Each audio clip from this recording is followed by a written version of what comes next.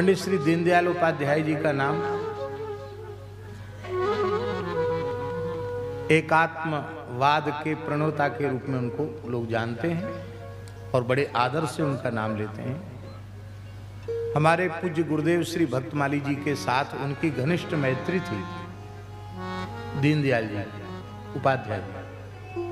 और महाराज जी जब गोवर्धन में निवास करते थे उस समय वे बार बार उनका वहां आना होता था और महाराज जी से मिलना होता था।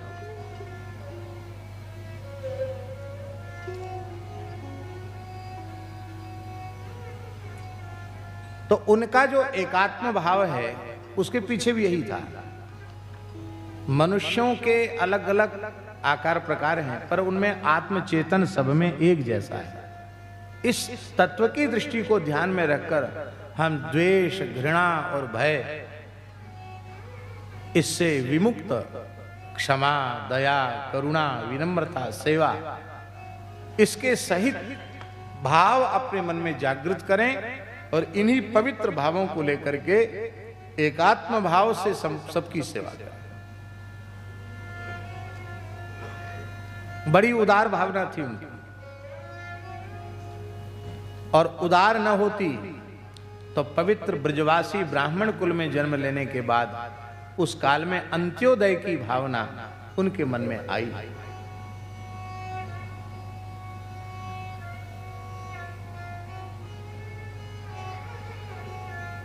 कितनी पीड़ा रही होगी उनके मन में कि समाज का आखिरी पायदान पर खड़ा हुआ व्यक्ति भी अपने को हीन न समझे, वह भी स्वाभिमान पूर्वक मैं सनातनी हूं, मैं हिंदू हूं, मैं भारतीय हूं, मैं भारतीय संस्कृति का एक अविभाज्य अंग हूं, ये मानकर के वो जिए। ये कब संभव होगा? जब हम देह दृष्टि न रखकर आत्मदृष्टि रखेंगे। लिखने योग्य साखी है, घर घर लिखा देने योग्य साखी है। क्या कहा था हमने? जाति हमारी आत्मा,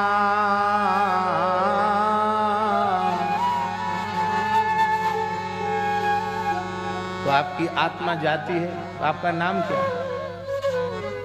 जाति हमारी आत्मा, राम हमारा नाम। जब हमारी जाति आत्मा है तो नाम हमारा क्या है?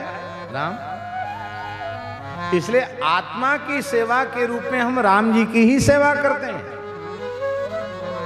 जाति हमारी आत्मा, राम हमारा नाम। पांच तत्व का पूतरा, आय किया विश्राम। ये देह क्या है? पांच तत्व का पूतरा,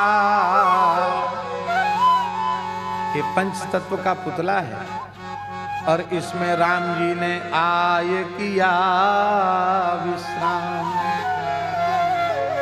माता पिता की सेवा करना तो भगवत भाव से करना, गौ ब्राह्मण संत की सेवा करना तो भगवत भाव से करना, और अपने प्यारे बन बंधुओं की सेवा करना तो भगवत भाव से करना। एक बात और हम कह दें, अब पढ़े लिखे लोग बैठे हैं, हम तो उतने पढ़े लिखे भी नहीं हैं। संस्कृत की पढ़ाई तो हमारी हुई है, लेकिन स्कूली शिक्षा हमारी बहुत कम हुई। स्कूली शिक्षा में ईमानदारी से हम कक्षा 7 पास हैं। 8 की परीक्षा हमने दी और उसमें पूरे बोर्ड में, उसमें बोर्ड की परीक्षा होती थी 8 की, अब होती कि नहीं पता नहीं। और उसमें हमारा पूरे जनपद में प्रथम स्थान भी आया। केवल 20 दिन पढ़ाई की हमने 8 कक्षा की, लेकिन हम वृंदावन आ गए थे 7 करते करते वृंदावन साथ में पढ़ते, परीक्षा देते देते वृंदावन आ गए, यहीं रहे।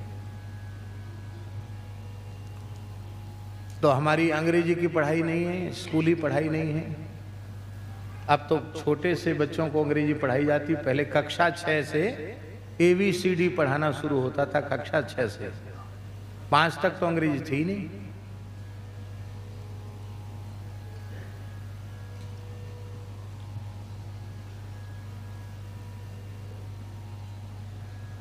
पढ़े लिखे लोगों की बात हम इसलिए कह रहे हैं कि आप लोग हमसे बहुत अधिक बुद्धिमान, विद्वान, पढ़े लिखे हैं। बहुत ग्रंथों को, इतिहास को आपने देखा है और आधुनिक विज्ञान के माध्यम से भी हमसे अधिक जानकारी आप लोगों के पास है। हम एक प्रश्न कर रहे हैं आप लोगों से,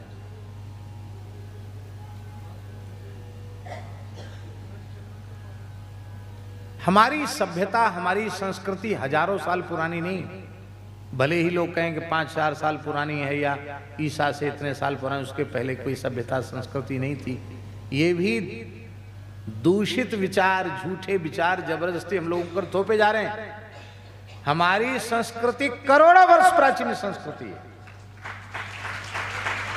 करोड़ों तो हम कह रहे हैं। हमारी सभ्यता, हमारी संस्कृति सनातन है।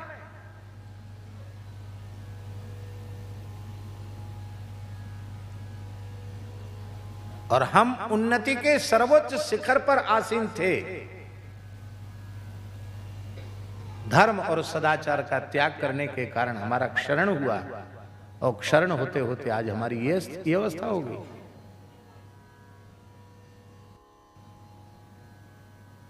सारा संसार हमारी जूठन खा रहा है। धर्म के नाम पर, चिंतन के नाम पर, विचार के नाम पर, साहित्य के नाम पर सब भारतीय संस्कृति का उच्छिष्ट है। कितने भी मत पंथ हों, सब भारतीय संस्कृति की जूठन है। नया किसी के पास कुछ नहीं है, सब हमारा है।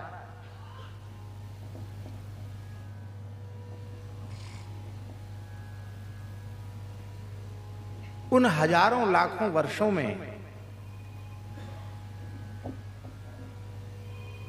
वन बंधुओं के कल्याण की बात,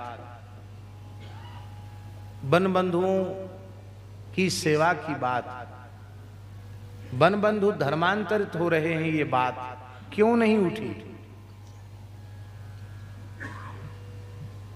अंग्रेजी काल से लेके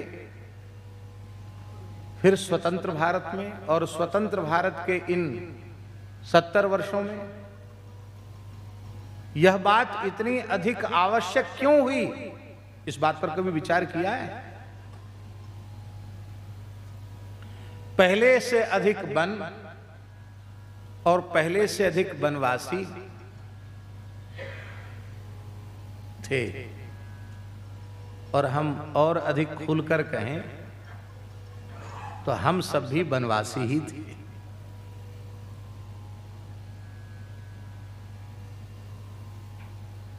इसका एक नमूना इतने से समझ लो, हमने अपने बचपन में जितने जंगल देखे हैं, अब उसी क्षेत्र में हम उतने जंगल नहीं देख रहे हैं।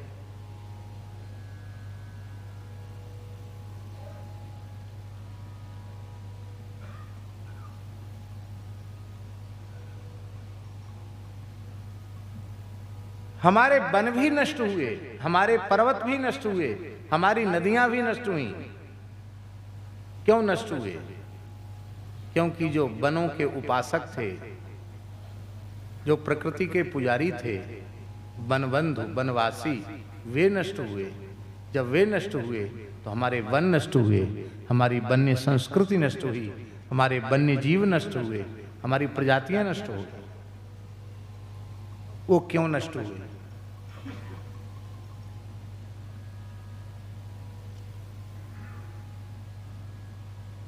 आप इतिहास उठा करके देखेंगे तो वनों के संरक्षण का कानून अंग्रेजों के जमाने में आया और उसमें सबसे पहला काम क्या किया गया कि वन्य क्षेत्र से वनवासियों को खदेड़ा गया। या तो उनको खदेड़ा गया या उन्हें ईसाई बनाया गया। और दूसरा महत्वपूर्ण काम क्या किया इन लोगों ने षड्यंत्र के तहत कि ऋषि मुनि महात्मा शहरों में नहीं रहते थे। हमारे देश के ऋषि मुनि महात्मा जंगलों में, पहाड़ों में, कंदराओं में, नदियों के तटों में, सघन वन प्रदेशों में ही संत निवास करते थे। और एक एक वन्य क्षेत्र के वनवासी उन संतों का दर्शन करके, उनकी वाणी का श्रवण करके सत्संग प्राप्त करते थे। शबरी एक वन्य ग्राम से निकल करके वन में ही पहुंची, नगर में, गांव में नहीं पहुंची। और किसके पास पहुंची? एक ऋषि के निकट पहुंची, जिन वनवासी ऋषि का नाम था महर्षि मतंग। तो ईसाई मिशनरियां प्रभावी ही तब हुई जब वनों से ऋषि मुनियों को हटा दिया गया, निकाल दिया गया।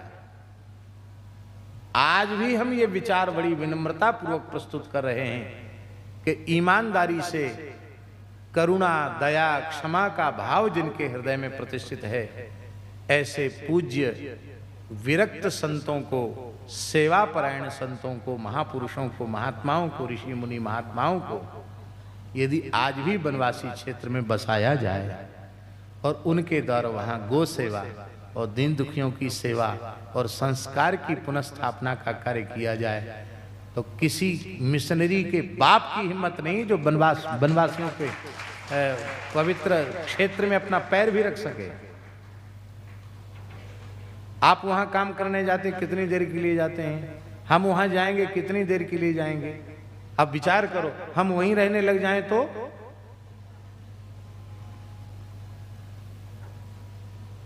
हम वहीं रहने लग जाएं तो वनवासियों के लिए हम निरंतर उपलब्ध रहेंगे।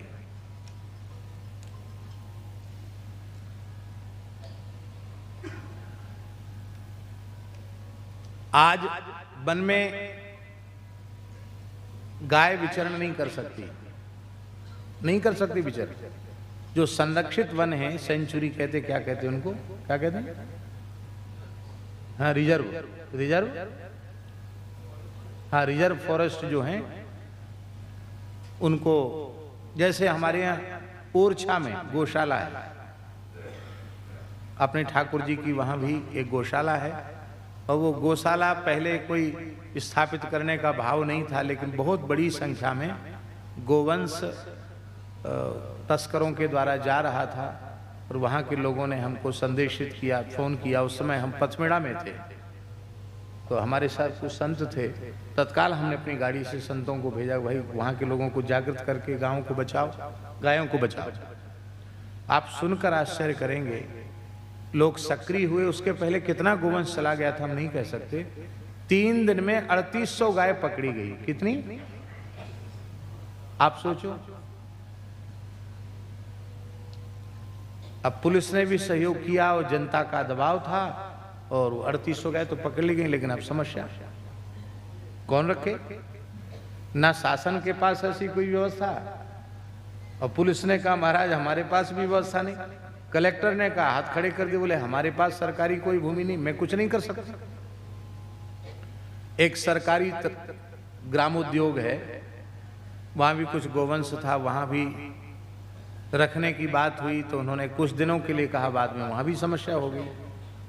तब फिर अन्य गौशालाओं में संपर्क किया गया, तो गौशाला वाले बोले भाई हमारे यहाँ तो पहले से ही ज्यादा है, हम कहाँ रखेंगे। लेकिन फिर सबको थोड़ी थोड़ी सेवा करके अनेक गौशालाओं में गोवंश वितरित किया गया, कुछ किसानों को वितरित किया गया। फिर भी कुछ गोवंश बच गया, तो फिर उस गोवंश को अब कहाँ रखें, तो उसके लिए गौशाला इस समय लगभग 850-900 गाय वहाँ है। संरक्षण का काम भी हुआ और संवर्धन का काम भी वहाँ चल रहा है। उन्हीं क्षेत्र की गायों को संवर्धित भी कर रहे हैं हम लोग। तो इस तरह से वहां स्थापना हुई। अब वहां क्या है, वहां आज भी नदियां हैं। बेतरवती नदी में 12 मास जल रहता है। जामुनी नदी साबरमती, उसमें 12 मास जल रहता है और पर्याप्त जंगल है और जल है। उसमें जब रियासती जमाना था देश स्वतंत्र नहीं था, रियासतों का शासन था। उस समय वहां बहुत विशाल गौशाला थी बने प्रदेश में। उसका नाम था श्री राजाराम सरकार गौशाला, राजाराम गौशाला, राम राजा सरकार के नाम से राम राजा गौशाला। और भगवान की सारी सेवा उसी दूध दही से होती थी। जंगल में स्वाभाविक गाय चरती थी, थोड़ी बहुत सेवा की व्यवस्था होती थी। लेकिन जैसे ही वो संरक्षित वन घोषित हुआ, सबसे पहले गौशाला वहां से हटाई गई, सारा ग्राम उद्योग स्थापना किया गया और उसमें भी सीमित गाय, केवल नाटक दिखाने भर को कि इतनी सीमित गाय है, नमूना, इससे हम ऐसा गांव विकास करेंगे, यूं करेंगे त्यों करेंगे। वो गाय सब चली गई और आज भी वहां 8-10 महीने गाय बिना किसी सहयोग के, 8 महीने कम से कम प्राकृतिक चारे से गाय गुजारा कर सकती है। आज भी उस प्रदेश में ऊंची तारों की फेंसिंग है, ताला लगा हुआ है। आप घूमने जाएंगे तो भी आपको टिकट लगेगा, वहां गाय नहीं घूम सकती। सच्ची बनबंधु गायें हैं। वनवासियों की बंधु तो वो है ही हैं, वृक्षों की बंधु हैं गाय। गाय जब चरती हैं स्वाभाविक रूप से, और स्वाभाविक चरते हुए जब वे गोबर और गोमूत्र का विसर्जन करती हैं, तो उससे वन की भूमि में उर्वरा शक्ति और अधिक होती है। नई नई औषधियां, नई नई वनस्पतियां जागृत होती हैं। हमारे ब्रज में एक महापुरुष ने गिरिराज जी की तलहटी में हरितिमा का कार्य किया। बहुत अच्छे संत हैं, हमारी उनके प्रति बड़ी अगाध श्रद्धा है। बहुत अच्छे संत हैं। पूज्य श्री जुगल किशोर शरण जी, जिनका इस बार दर्शन हुआ था, अपने पास आए थे, गौ सेवा भी समर्पित की। पराली जला करके जो प्रदूषण फैल रहा है, वो बहुत बड़ी मात्रा में पराली का संग्रह करके हजारों गोवंश के प्राण उन्होंने बचाए। बहुत अच्छे संत हैं। तो गिरिराज जी की तरहटी में उन्होंने वृक्षारोपण किया। पुराने वृक्ष सब सूख गए थे, वे हरे नहीं हो रहे थे।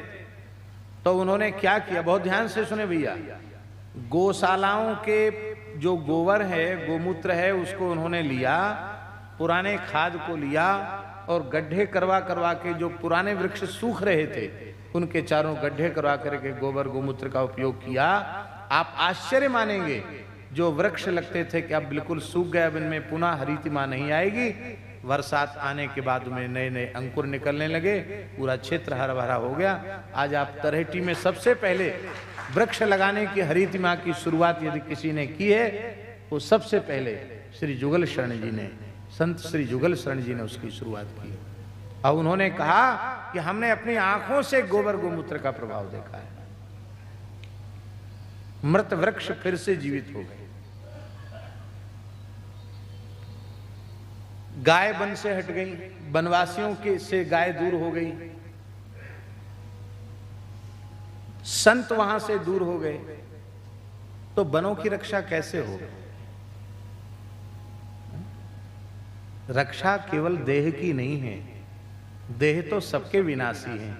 रक्षा है संस्कारों की, रक्षा है संस्कृति की, और संस्कारों की सुरक्षा और संस्कृति की सुरक्षा परोपकार परायण संत ही कर सकते हैं, और दूसरा कोई माध्यम नहीं है। इसलिए जो इस पवित्र कार्य में लगे हैं, उनको हम बहुत बहुत धन्यवाद साधुवाद देते हैं, और उनसे सबको प्रेरणा लेनी चाहिए। और ये जो आपने बात बताई कि हम अभी 2 गांव में शुरू हमने किया है, और गांव-गांव तक गो आधारित कृषि की व्यवस्था हम ले जाना चाहते हैं, ये बहुत अच्छी बात है। और वस्तुतः गाय जिस किसान के खेत खलिहान से, खूंटे से गई है, वहां जब तक वापस नहीं आएगी, तब तक गोरक्षा एक समस्या बनी रहेगी, समाधान नहीं होगा। समाधान उत्तम यही है कि जहां से गाय गई है वहां लौटकर गाय आवे, और इस देश की व्यवस्था गो आधारित कृषि व्यवस्था हो, गो आधारित चिकित्सा व्यवस्था हो, और गो आधारित शिक्षा व्यवस्था हो।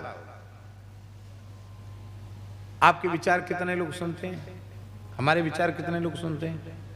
एक बहुत विद्वान संत ने एक बात हमको कही कि दुनिया के बड़े से बड़े वक्ता हमारे हिंदुस्तान के, उनको सुनने वाले लोग कितने हैं? अधिक से अधिक 1 करोड़, और ज्यादा मान लो, चलो 2 करोड़ मान लो। पूरी दुनिया की आबादी कितनी है?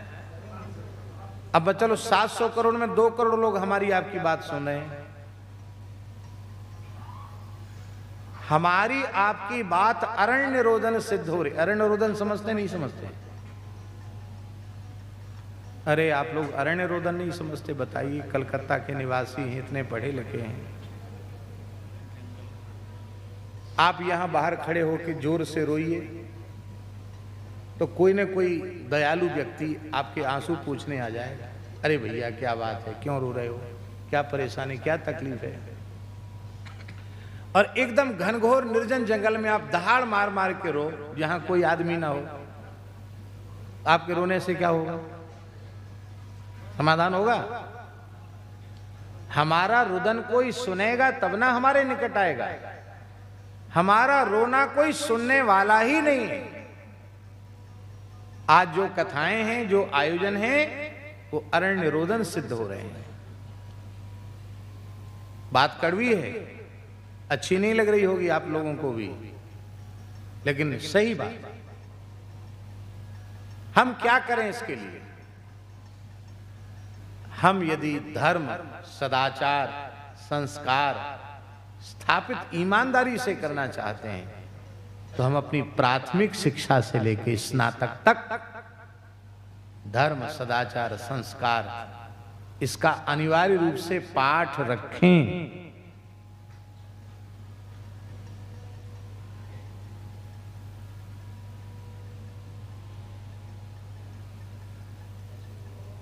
एक और बात हम कहते हैं, यद्यपि इस समय कहना बड़े खतरे से खाली नहीं है, लेकिन कह देते हैं।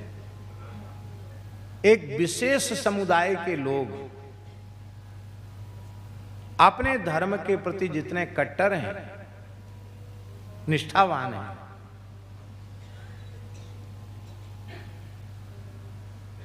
उसका 1% भी हम लोगों में खोजना कठिनाई से प्राप्त हो। 1%। वहां मुश्किल से 5-10% ऐसे होंगे जो जिनको उससे कोई लेना देना नहीं। 90-95% ऐसे लोग हैं जो अपने के प्रति, चाहे वो गलत सलत कुछ भी क्यों ना हो, वैचारिक धरातल पर बिल्कुल कुछ भी ना हो, लेकिन वो लकीर के फकीर उसी पर तुले हुए नहीं। ऐसा है तो ऐसा ही है, इसके खिलाफ हम सुन नहीं सकते। कोई सुनावे तो हम सहन नहीं कर सकते, तुरंत फतवा जारी कर देंगे, सर कलम कर दो।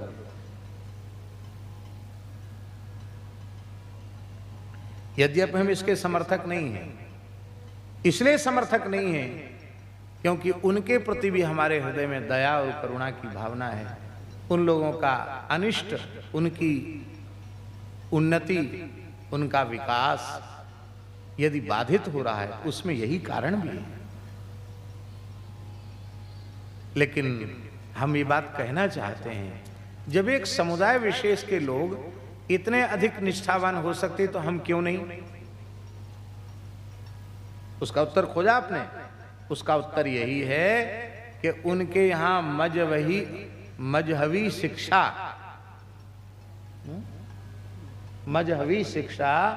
उनके यहां बच्चे को दी जा रही है। आपके यहां मजहबी शिक्षा क्या दी जा रही है?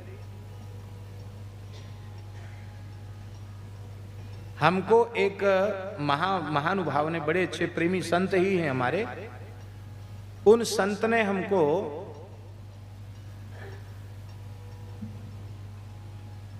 श्री गुरु ग्रंथ साहब प्रदान किया।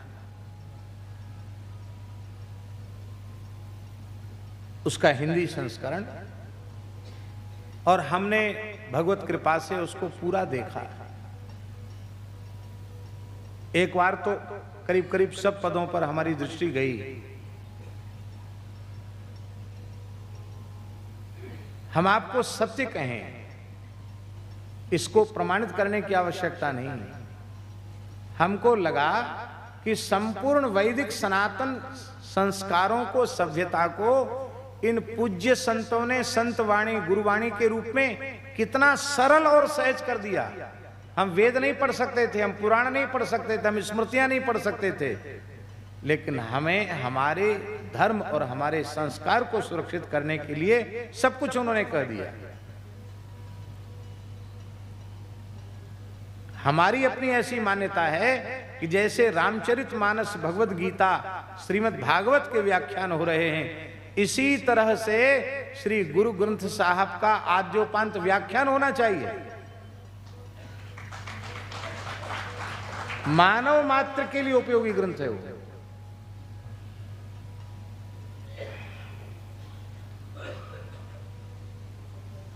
लेकिन गीता, भागवत, रामायण की शिक्षा तो कोसों दूर चली गई। संत वाणी या संत चरित्र भी कितने लोगों को सुनाई पड़ रहा है, कितने लोग उसको पढ़ रहे हैं। इसलिए भैया ये प्रवचन अरण्य रोदन है, इसलिए ईमानदारी से परिवर्तन करना है तो वनों में फिर से संतों को बसाना होगा। वन की अधीश्वरी गाय, उसको फिर वन में पहुंचाना होगा। वनवासियों को गाय से और संत से जोड़ना पड़ेगा। मिशनरियां अपने आप भाग जाएंगी। और दूसरा कार्य, इस देश में ज्यादा कुछ नहीं, क्योंकि अनेक धर्म शास्त्रों के प्रति अलग अलग लोगों का वैमत्य हो सकता है, लेकिन एक ग्रंथ तो ईमानदारी से पढ़ाया जा सकता है। बहुत बड़ा ग्रंथ नहीं है, श्रीमद् भगवत गीता। श्रीमद् भगवत गीता को कम से कम भारतवर्ष की शिक्षा में अनिवार्य कर दिया जाए। इतने से ही लोगों का धर्म और संस्कार बच जाएगा।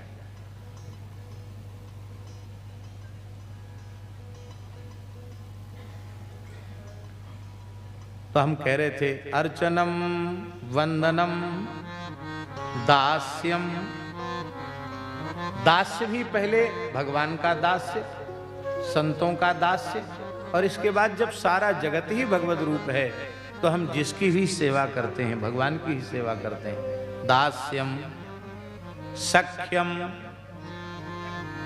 भगवान ही हमारे सखा हैं, इस भाव को स्वीकार। सखा माने सच्चे हितैषी, सच्चे शुभ चिंतक हमारे कौन हैं? भगवान हैं।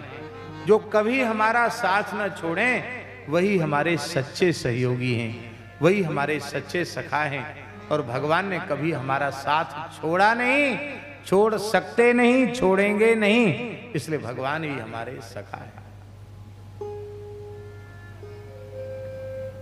इसलिए संतों ने कहा पितु मातु सहायक स्वामी सखा, तुम ही एक नाथ हमारे, तुम ही एक नाथ हमारे। पितु मातु सहायक स्वामी सखा, तुम ही एक नाथ हमारे हो, तुम ही एक नाथ हमारे। आप ही हमारे जीवन सर्वस्व है।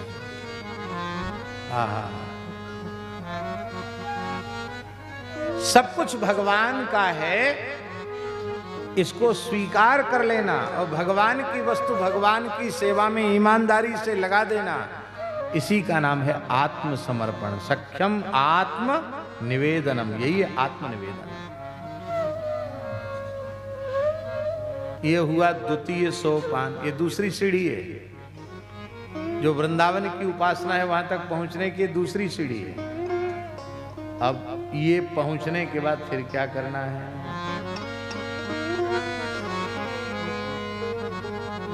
प्रथम सुने भागवत भक्त मुख भगवद वाणी, द्वितीय आराधे भक्ति व्यास नव भांति बखानी। अब तीसरा सोपान क्या है? तृतीय करे गुरु समुझी दक्ष सर्वज्ञ रसीलो। तृतीय करे गुरु समुझी, गुरु समुझी की अपने को समुझी है? नहीं, अपने को समझ।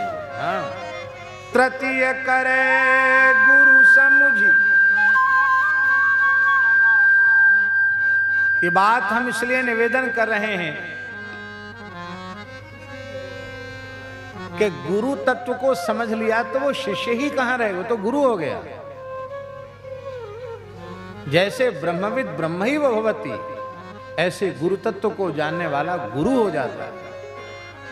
हमारी इतनी सामर्थ्य कहां है जो गुरु तत्व को हम जान सकें?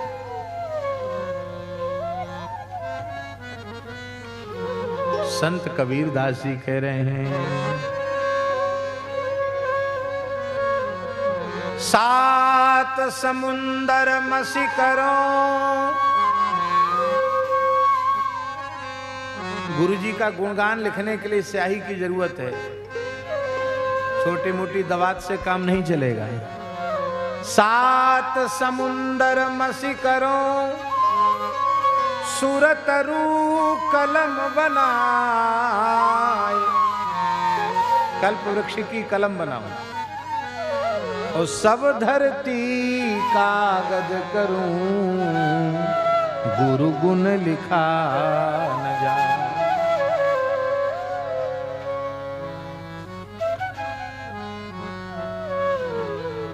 आहा,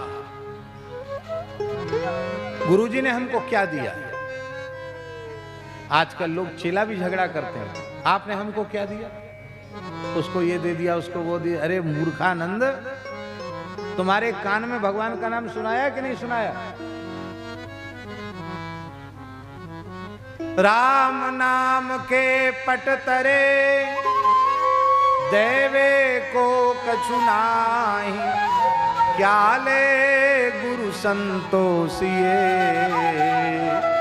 हौस रही मन।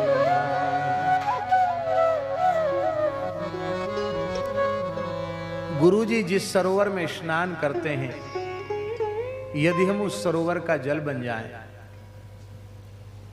गुरुजी जिन पुष्पों की सुवास लेकर प्रसन्न होते हैं, यदि हम वह पुष्प बन जाएं, गुरुजी जिस शीतल मंद सुगंधित वयार में प्रसन्न होते हैं, यदि हम वह पवन बन जाएं, गुरुजी जिस धरती पर चलते हैं वो मिट्टी हम बन जाएं, गुरुजी का वस्त्र हम बन जाएं, गुरुजी का आहार विहार हम बन जाएं, तो भी सदगुरु भगवान ने जो कृपा की है उससे हम उऋण नहीं हो सकते। यदि उनकी कृपा न होती तो हमको यह भी पता न चलता कि हम मनुष्य हैं। इसलिए गुरु को समझना नहीं, अपने को समझना। गुरु समुझी, गुरु तत्व की महिमा को समुझी। कौन समुझी? शिष्य समझे। समझ करके अब फिर वह अपने संबंध में विचार करे। क्या विचार करे?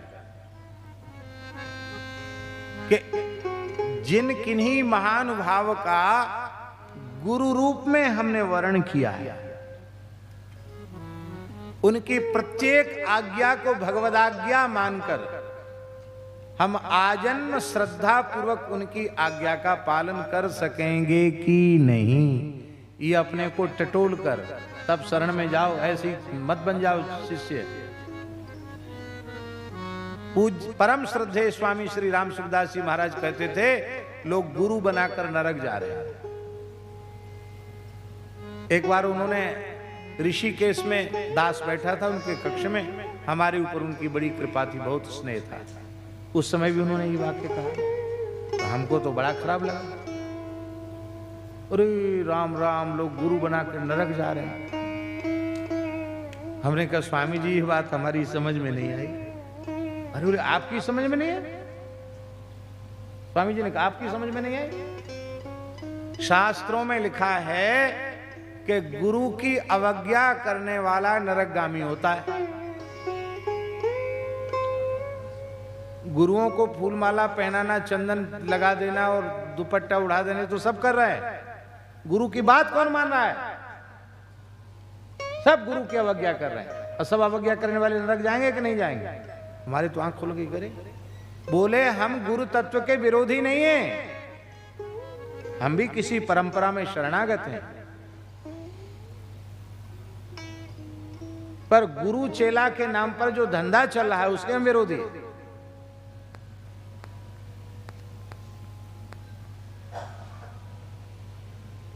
गुरु शिष्य अंध बधिर का लेखा, एक नहीं सुने एक नहीं देखा। समझिए, अपनी श्रद्धा को टटोलो, समझो। मंत्र मूलम गुरोर वाक्यम, मंत्र मूल है गुरु वचन। उन्होंने जो कह दिया उसको हम स्वीकार कर लें।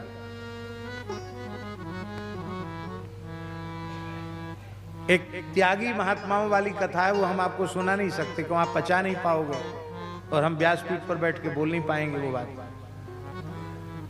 क्योंकि उस वाक्य में गाली है, गाली हम देंगे नहीं।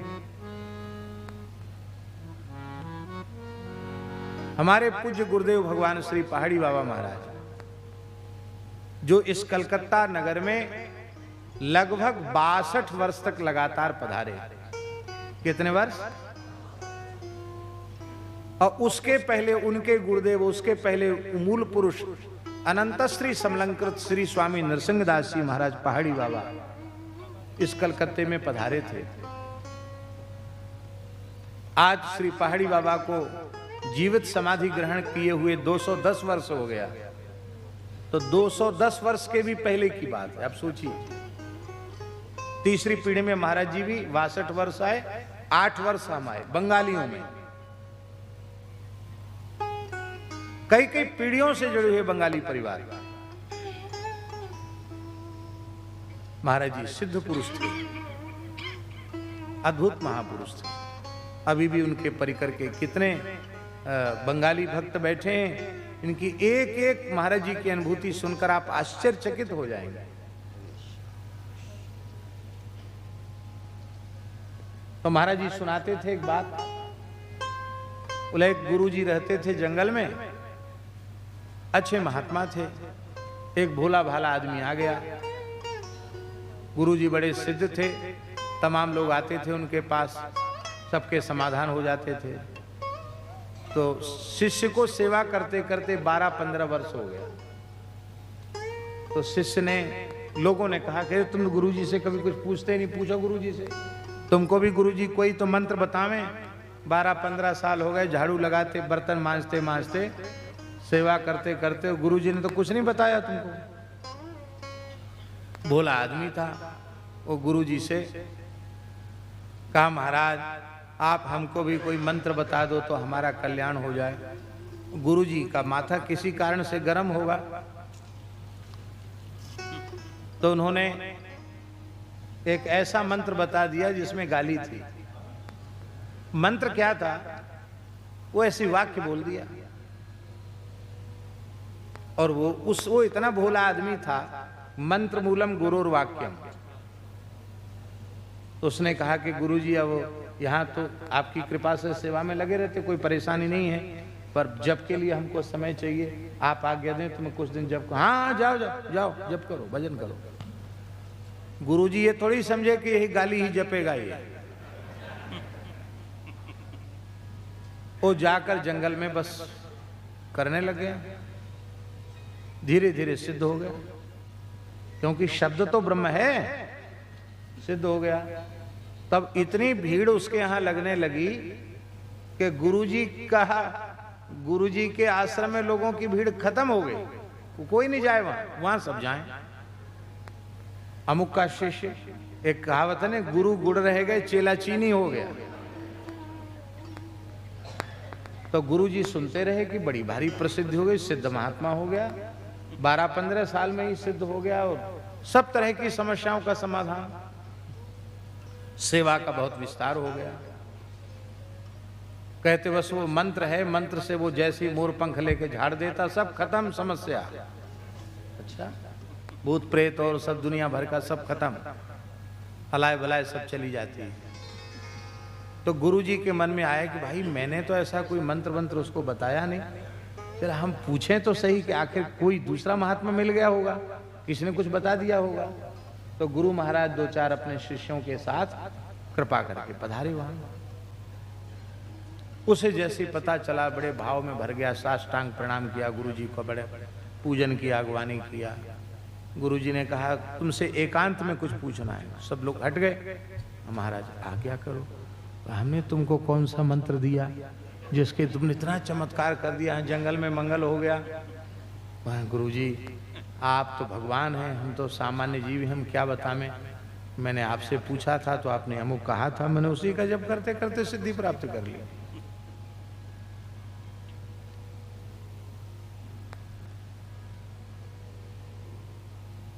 फिर गुरुजी बड़े प्रसन्न हुए, उन्होंने कहा ठीक है तुमको सिद्धि थी मिल गई, अब राम राम किया करो।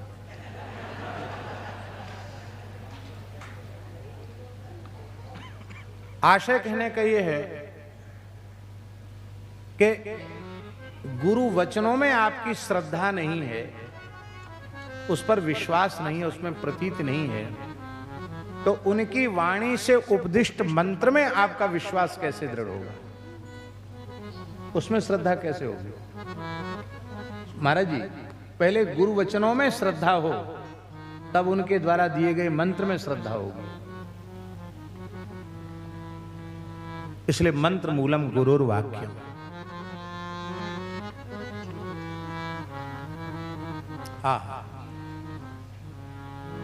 हमारे ब्रज के महान सिद्ध संत, भगवत साक्षात्कार संपन्न संत, परम श्रद्धेय पूज्य पंडित श्री गया प्रसाद जी महाराज, गिरिराज जी वाले बाबा सरकार, उनके गुरुदेव परम पूज्य श्री उड़िया बाबा जी महाराज, जिनका नाम था श्री स्वामी पूर्णानंद तीर्थ उड़िया बाबा। उड़ीसा का शरीर था उनका, इसलिए उनको लोग उड़िया बाबा कहते थे।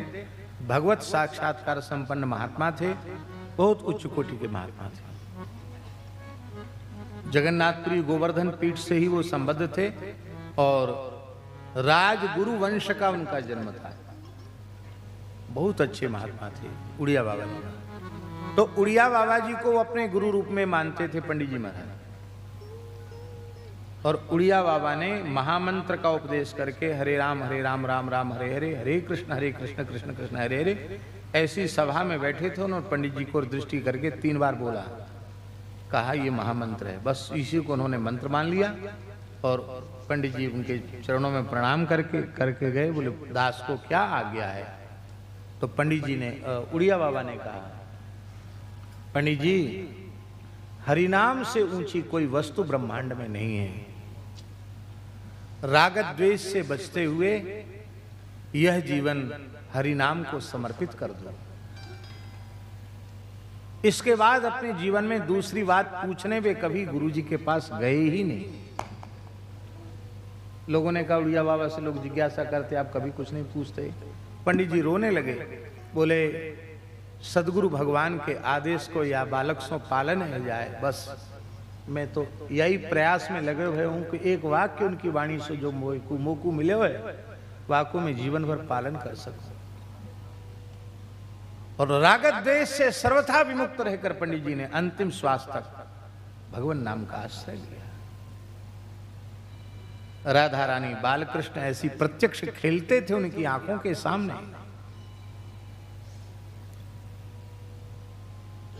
मंत्र मूलम गुरुर वाक्यम।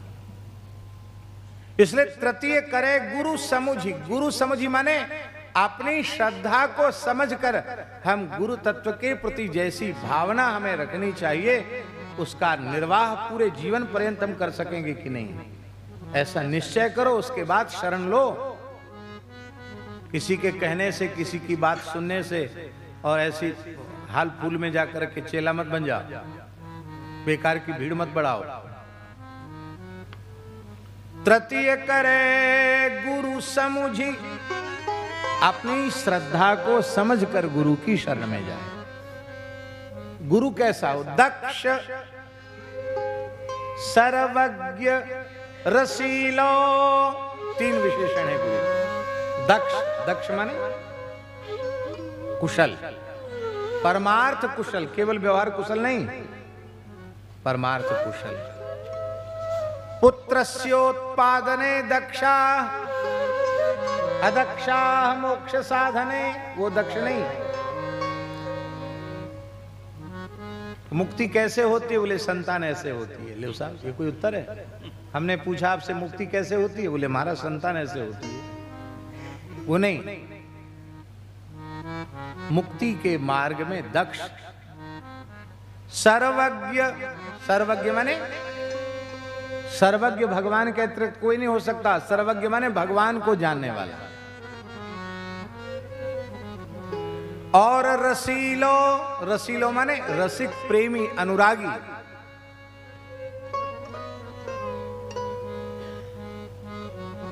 बढ़िया से बढ़िया जलेबी बनाओ और चाशनी में न डालो तो कैसी लगेगी? बढ़िया से बढ़िया रबड़ी बनाओ और वहां में शक्कर नहीं गिरो तो कैसी लगेगी?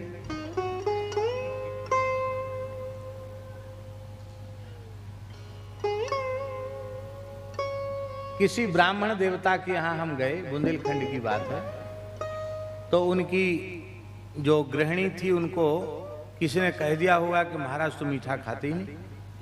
जो ऐसा है नहीं कि हम मीठा ना खाते, उन लोगों ने बता दिया। तो उन्होंने रबड़ी घर की, अपने घर की देसी गैया की रबड़ी बनाई, उसमें शक्कर नहीं डाली।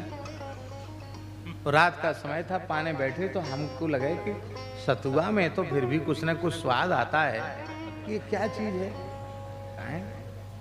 एक वहां का शब्द है गिलारो, तो गिलारे जैसी लग रही, कीच जैसी। तो मैंने कहा ये क्या चीज है? महाराज ये रबड़ी है। रबड़ी में शक्कर नहीं? महाराज हमको मना किया शक्कर। तो समझ में आ गया कि बढ़िया से बढ़िया जलेबी हो, गुलाब जामुन हो, रबड़ी हो, उसमें मिठास न हो तो वो किसी काम की नहीं। ऐसे ही ज्ञान हो, वैराग्य हो, पर भक्ति की चाशनी न हो तो हमारा जीवन किसी काम का नहीं। ये रसीलो, रसिक, ये गुरु के विशेषण है। गुरु अनुरागी, प्रेमी, रसिक होना चाहिए। और ऐसे सद्गुरु मिल जाएं तो शरीर संसार की आसक्ति छोड़ देनी चाहिए। ऐसे गुरु मिले तो चौथे हो या विरक्त, सब कुछ त्याग दो। कहां जाओ? आसक्ति, अहंता, ममता को त्याग कर वृंदावन आ जाओ, जड़खोर गोधाम आ जाओ। चौथे हो या विरक्त, बसे बनराज जसीलो, वहां जाकर ऐसे भजन में लगो कि पांचे भूले दे सुधी। वहां भजन करते करते देह का अनुसंधान न रहे। तब छठे भावना रास की, तब छठी भूमिका है वृंदावन के नित्य रास की भूमिका। तो सातें पावे रीत रस श्री स्वामी हरिदास की। ये भगवत सिंह जी महाराज का की वाणी का अंश है।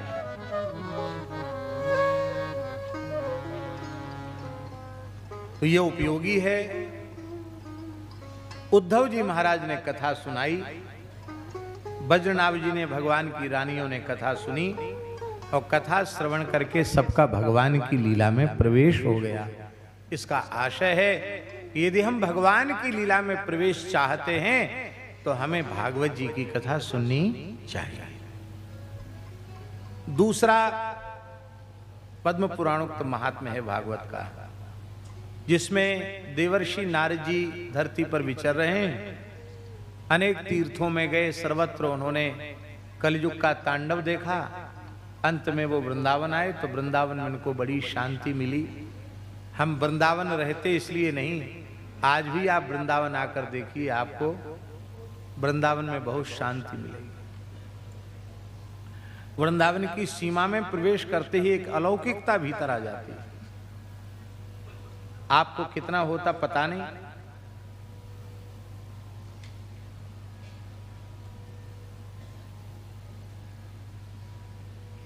हमको तो हरि गुरु संतों की कृपा से हम गाड़ी में हो, वाहन में, और दिल्ली से आ रहे हो वृंदावन की ओर, जैसे ही ब्रज की सीमा में प्रवेश होगा, भले ही मान लो कोई निद्रा तंद्रा भी हो रही हो, तो हमको तुरंत भीतर से अनुभव हो जाता है बिना जगह देखे कि हम ब्रज की सीमा के भीतर आ गए। हमको लगता है कि हमने किसी अलौकिक राज्य में प्रवेश कर लिया है। साक्षात रसमय है वृंदावन, आहा, सामान्य नहीं है,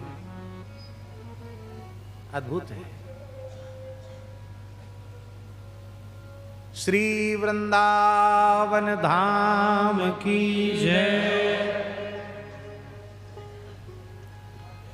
समय तो हो रहा है, लेकिन चलो एक वृंदावन की महिमा का पद गा लेते हैं ना। ये संगीत वाले इतने विराजमान हैं, इनका भी थोड़ा मन रह जाएगा।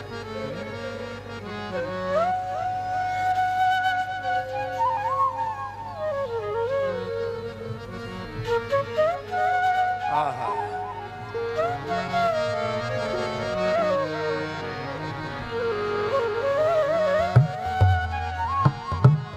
जय जय श्री राधे, जय जय श्री राधे।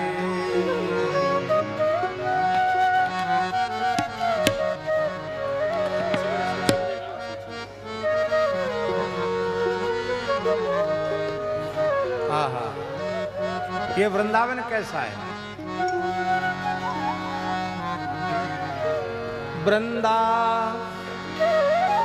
वृंदावन की शोभा देखत,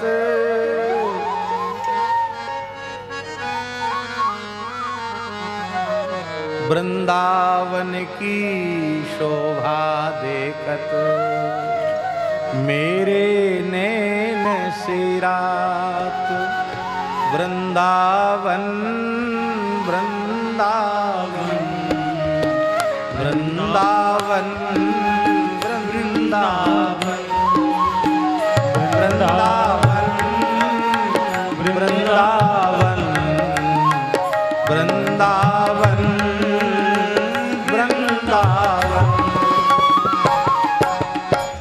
वृंदावन की शोभा देखत, वृंदावन की शोभा देखत, मेरे नैन सिरात वृंदावन वृंदावन वृंदावन वृंदावन।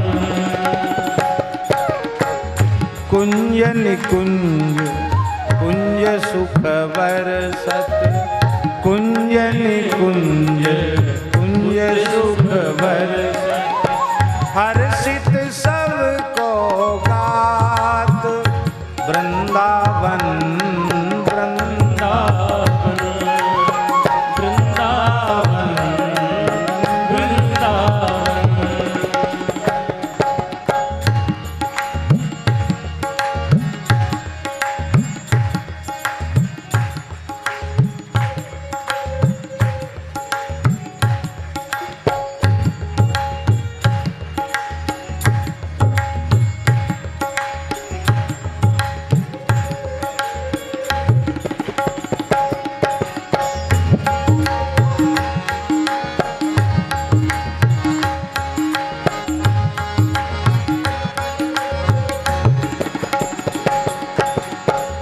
राधा मोहन के निज मंदिर, महाप्रलय नहीं जात, राधा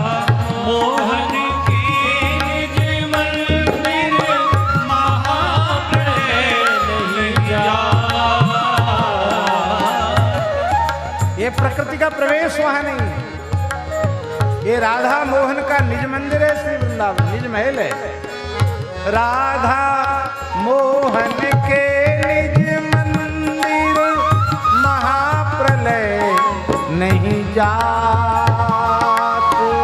राधा मोहन के निज मंदिर महाप्रलय नहीं जात। ब्रह्मा ते उपजो न अखंडित, ब्रह्मा ते उपजो न अखंडित, कबहू नाही नसा, कबहू नाही नसा। वृंदावन वृंदावन वृंदावन वृंदावन की शोभा देखत, वृंदावन की शोभा देखत, मेरे नैन सिरात। वृंदावन वृंदावन वृंदावन।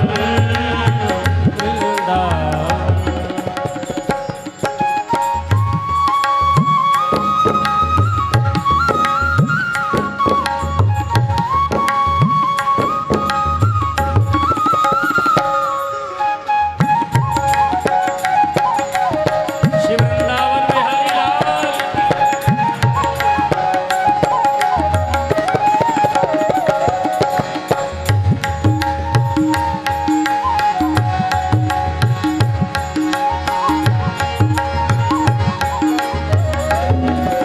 ये वृंदावन की भूमि शेष के मस्तक पर नहीं है। फनी पर रवितर नहीं विराट मां, फनी पर रवितर नहीं विराट नहीं संध्या नहीं प्रात। नहीं संध्या नहीं प्रात। माया काल रहित नित नूतन, माया काल रहित नूतन, कबहू नाही नसा, कबहू नाही नसा। वृंदावन वृंदावन वृंदावन। वृंदावन की शोभा देखत, वृंदावन की शोभा देखत, मेरे नैन सिरात। वृंदावन वृंदावन वृंदावन। वृंदावन के हमारे बिहारी जी कैसे हैं? निर्गुण सगुण ब्रह्म ते न्यारो, निर्गुण सगुण ब्रह्म ते न्यारो। विहरत सदा सुहाग, विहरत सदा व्यास विलास रास अद्भुत गति। व्यास विलास रास अद्भुत गति। श्री हरिराम व्यास जी महाराज विशाखा सखी के अवतार। व्यास विलास रास अद्भुत गति, व्यास विलास रास अद्भुत गति। निगम अगोचर बार, निगम अगोचर बार। वृंदावन वृंदावन वृंदावन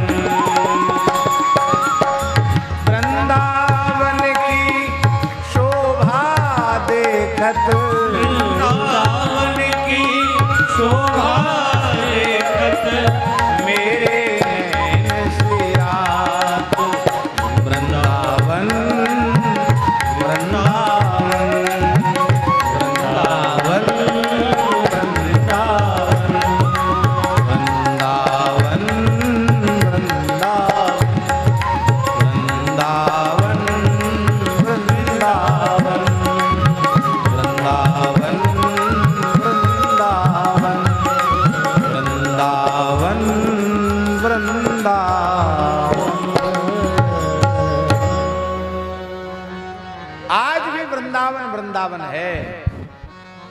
इस विश्व ब्रह्मांड में अलौकिक ठौर वृंदावन है,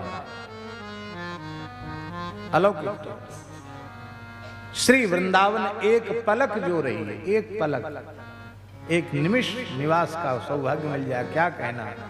और वृंदावन मिल जाए तो हमारे यहाँ तो जमुना किनारे जब शरीर को ले जाते तो वहां पद गाया जाता, भाग बड़ो वृंदावन पायो, बड़ा भाग्य है वृंदावन की रज मिल गई है। नारद जी को बड़ी प्रसन्नता हुई वृंदावन जाकर के। हमारे मोहल्ले में आए नारद जी। हमारा मोहल्ला माने ज्ञान गुदरी बंसी भट्ट का मोहल्ला। तो ज्ञान गुदरी में जैसे ही नारद जी आए तो उन्होंने क्या देखा कि एक देवी रत्न सिंहासन पर बैठी है, अनेक देवियां उसकी सेवा में लगी हैं और दो वृद्ध उसके सामने अंतिम श्वास ले रहे हैं, ऊर्ध्व श्वास ले रहे हैं। वो बेचारी रो रही है देवी, अनेक देवियां उसको ढाढ़स बंधा रही हैं, पर वो बहुत विकल हो रही है। नारद जी ने पहले तो सोचा शायद वृंदावन धाम है, कोई कथा कीर्तन उत्सव होगा, लेकिन जब रोते गाते देखा तो नारद जी आगे बढ़ने लगे। वो देवी खड़ी हुई और उस देवी ने कहा, भो भो साधो क्षणम तिष्ठ मत चिंता मविनाश। हे महात्मन, एक क्षण रुकिए, मेरी चिंता को दूर कीजिए। यहाँ अपि शब्द है, मत चिंताम अपि नाश है। इसका अर्थ क्या है? सबको चिंता मुक्त करने के ठेकेदार ये महात्मा है। ये ठेकेदार हैं, भगवान ने इनको ठेका दिया है, सबको चिंता मुक्त बनाने का ठेका इनको दिया है। तो आप तो ठेकेदार हो, सबको चिंता रहित करते हो, तो मुझे भी चिंता मुक्त करिए, मैं भी बहुत चिंतित हूं।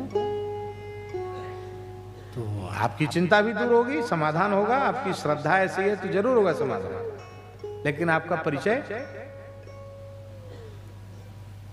भगवान मेरा नाम भक्ति है।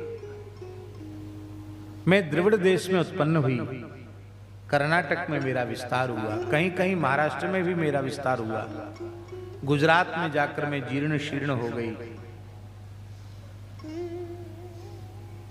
फिर वृंदावन के संयोग से मैं नवीन स्वरूप वाली हो गई। किंतु ये मेरे पुत्र ज्ञान और वैराग्य जर्जर तो पहले से ही हो रहे थे, यहां आते ही धड़ाम से। अब इनके तो जीवन की आशा भी हम खो बैठे हैं। ये गंगा यमुना आदि नदियां मेरी सेवा में खड़ी है, पर मैं अब वृंदावन नहीं रहूंगी, मैं वृंदावन छोड़ के चली जाऊंगी। भक्ति महारानी बोल रही हैं, मैं वृंदावन छोड़ के चली जाऊंगी, यहां नहीं रहूंगी। क्यों? जिसके पुत्र दुखी हो वो माता वहां कैसे रह सकती है? मैं यहां नहीं रह सकती, मेरे पुत्र दुखी है। इदं स्थानं परित्यज्य विदेशं गम्यते मया। मैं इस स्थान को छोड़कर बाहर जाना चाहता हूं। नारद जी घबरा गए। भक्ति महारानी, भक्ति का प्रेम का धाम तो वृंदावन है, और भक्ति अपने धाम को छोड़ के चली जाएगी तो धाम में रह क्या जाएगा? नारद जी बोले, हे भक्ति महारानी, आप बाहर मत जाओ, आप यहीं विराजो, हमारे पुत्रों को ठीक करो। प्रयास करते हैं। वेद वेदांत का उद्घोष किया, गीता पाठ किया, पर दूर नहीं हुई उनकी मूर्छा। आकाशवाणी हुई, नारद जी तुम्हारा उद्यम सफल होगा, तुम सत्कर्म का अनुष्ठान करो, और सत्कर्म का स्वरूप बताएंगे संत। ये नहीं बताया कि अमुक पुस्तक में लिखा है, अमुक व्यक्ति बताएगा, नहीं, संत बताएंगे सत्कर्म क्या है। देखो, शास्त्र जो है ना वो समुद्र के समान है, और संत बादल के समान है। समुद्र में कितना जल है? कोई सीमाएं जल की? अपार जल है समुद्र में, लेकिन किसी प्यासे की प्यास बुझाने में सक्षम हुआ नहीं है। हम पहली बार जब द्वारिका गए, अब तो कई बार प्रायः योग बनता रहता है। हमारे राघवेंद्र दास जी हमारे साथ कहाँ गए? ये थे साथ, पहली यात्रा, सबसे पहली बार जब द्वारिका गए, एक धर्मशाला में रुके थे, कहीं दर्शन करने नहीं जा पाए। क्यों? गोमती सागर संगम की बड़ी महिमा है, और वहां स्नान संध्या के समय श्रद्धा पूर्वक हमने जल पी लिया। था तो बहुत खारी, समुद्र का जल तो खारी होता है, लेकिन बड़ी महिमा है तो हमने सोचा तीर्थ का जल पी लें। तो श्रद्धा पूर्वक हमने जल अधिक पी लिया, मतलब 1-2 अंजलि पी लिया, खूब खारा होने पर भी पी लिया। अब जैसे ही जहां हम रुके थे वहां गए, जाते डोलडाल शुरू, बार बार शौचालय में, बार बार शौचालय में, मुंह सूखने लग गया। तो लालपुर वाले गुरुजी थे पहली यात्रा में, उन्होंने कहा कि आपने समुद्र का जल तो नहीं पी लिया? हमने कहा हाँ। बोले कोई बात नहीं, घबराओ नहीं, अब आज कहीं नहीं जाएंगे, जब तक ये पेट में रहेगा तब तक बार बार जाना पड़ेगा। फिर नारियल पानी वगैरह पिया, ठीक ठाक हुआ। इतना बड़ा समुद्र, श्रद्धा पूर्वक ही आप 2 अंजलि पी लो तो बचेगा नहीं, बताओ।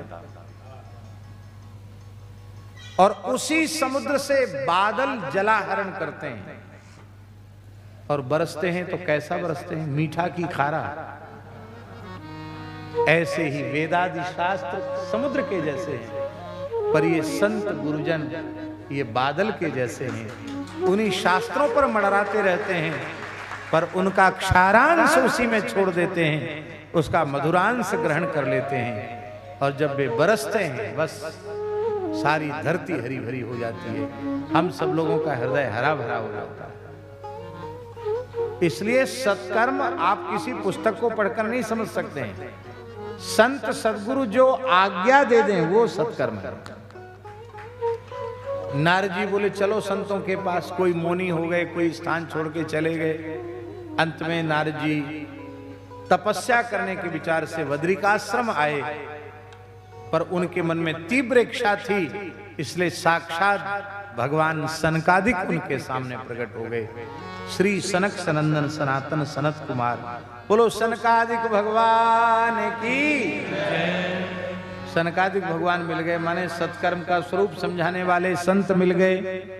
बोले देखो जितने कर्म हैं सब कोई ना कोई दोष से युक्त हैं, किंतु भगवान की मंगलमयी कथा सुनना, श्रीमद् भागवत की कथा सुनना, ये संपूर्ण दोषों से रहित कर्म है। ये भगवान को प्रसन्न करने वाला है। भागवत श्रवण से ज्ञान भी पुष्ट होगा, भागवत श्रवण से वैराग्य भी पुष्ट होगा, और भागवत श्रवण से भक्ति भी पुष्ट होती है। तत्त्रिकम तरुणायते, त्रिक माने ज्ञान भक्त वैराग्य, तीनों तरुण हो जाते हैं। अब तो सुख तीर्थ में जहां सुखदेव जी ने कथा कही थी, वहीं श्री सनकादिक भगवान पधारे, नारद जी वहीं पधारे, विश्व ब्रह्मांड के सारे तीर्थ आए, संपूर्ण देवता आए, और वहां कथा होने लगी। जहां भगवान की कथा होती सारी धरती के तीर्थ वहीं जाते हैं। सर्वाणि तीर्थानि बसंति तत्र यत्राच्युतोदार कथा प्रसंग। जहां भगवान की कथा होती संपूर्ण तीर्थ होते। श्री सूरदास जी ने कहा,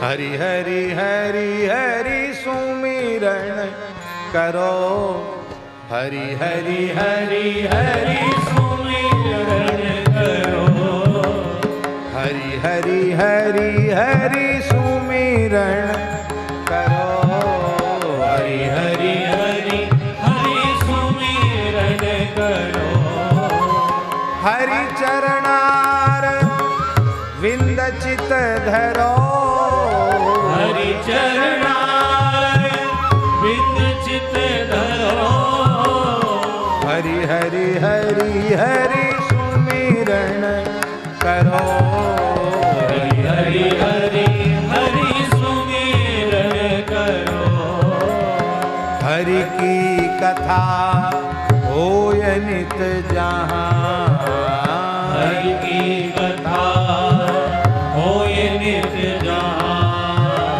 गंगाहु चली आवे ताहां, गंगाहु चली आवे ताहां, गोदावरी सरस्वती आवे, गोदावरी सरस्वती आवे, कावेरी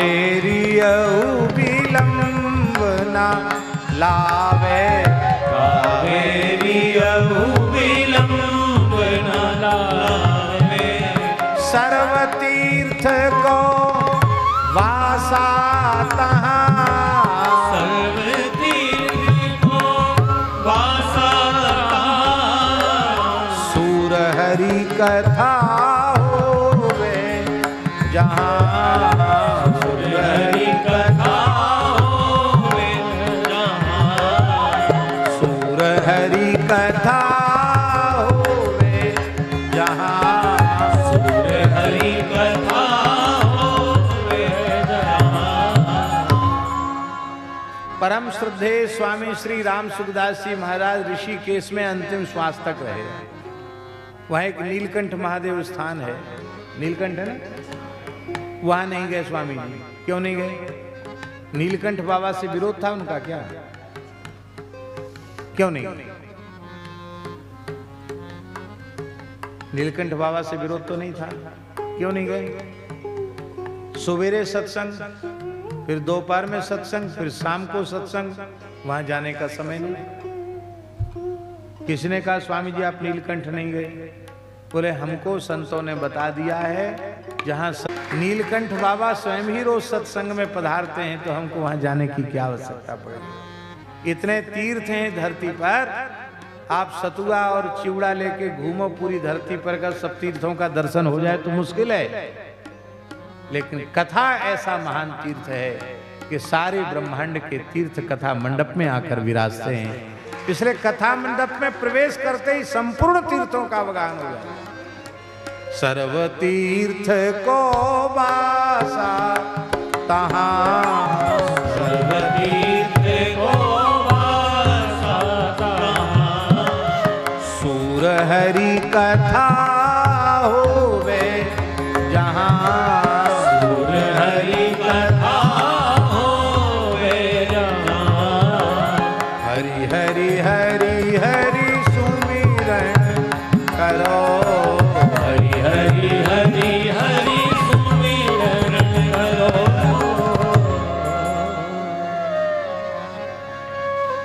अभी कथा का महात्म्य ही चल रहा था कि भक्ति ज्ञान वैराग्य तीनों प्रकट होकर नृत्य करने लगे। सबको बड़ा आश्चर्य हुआ, ये कौन है? सनकादिकों ने कहा ये दूसरे नहीं, ये ज्ञान भक्ति वैराग्य ही हैं जो कथा के भाव से ही प्रकट हुए हैं। भक्ति महारानी ने कहा महाराज अब द्वारा संकट नहीं आवे। बोले तुम अपने पुत्रों के सहित भागवत के श्रोताओं के हृदय में प्रतिष्ठित हो जाओ। और सब प्रतिष्ठित हो गए श्रोताओं के हृदय में।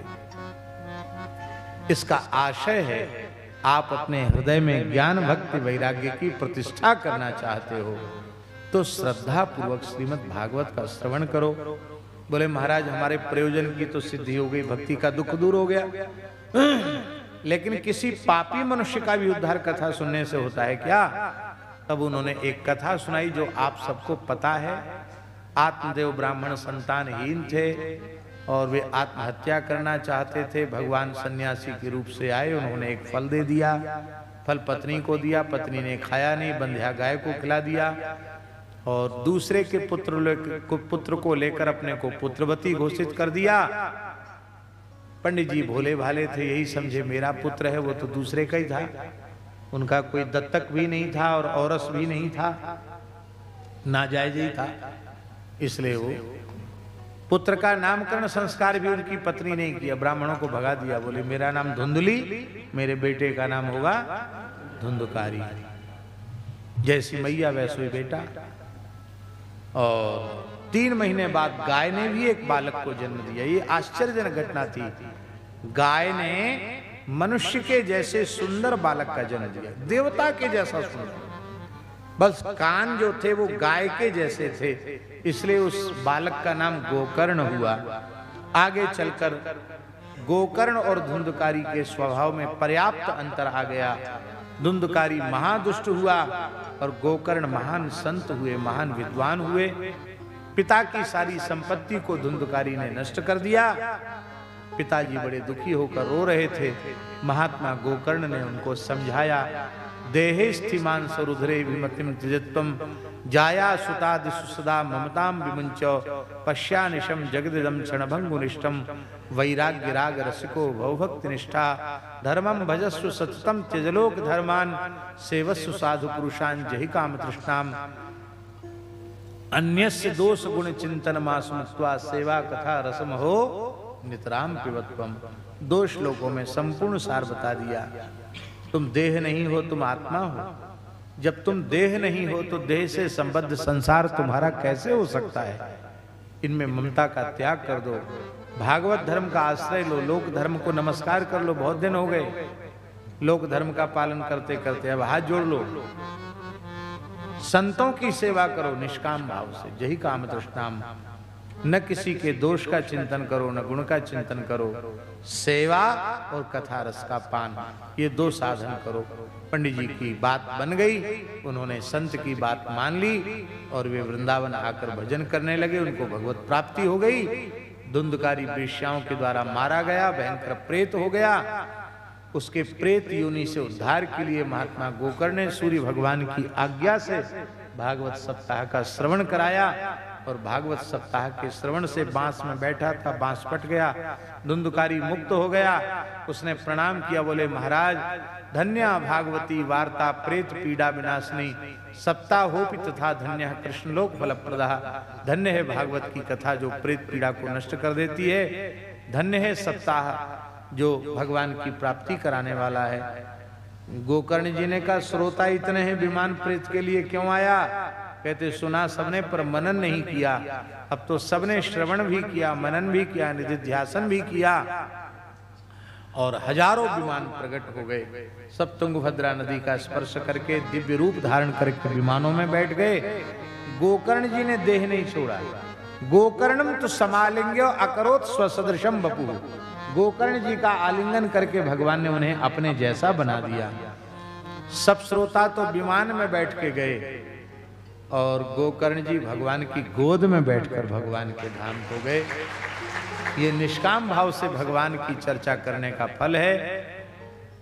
यही दोनों महात्म्य संपन्न होते हैं। आज प्रथम दिवस है, इसलिए प्रथम श्लोक का उच्चारण मात्र कर देते हैं।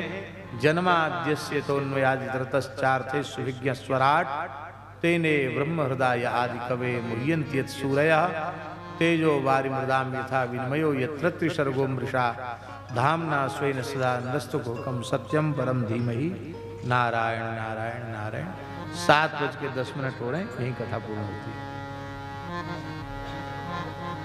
श्री सुरभ्यै नमः, श्री सुरभ्यै नमः, श्री सुरभ्यै नमः, श्री सुरभ्यै नमः, श्री सुरभ्यै नमः, श्री सुरभ्यै नमः, श्री सुरभ्यै नमः, श्री सुरभ्यै नमः, श्री सुरभ्यै नमः, श्री सुरभ्यै। सभी अपने स्थान पर रहें, कृपया आरती के पश्चात जाइएगा, अपने स्थान पर रहें।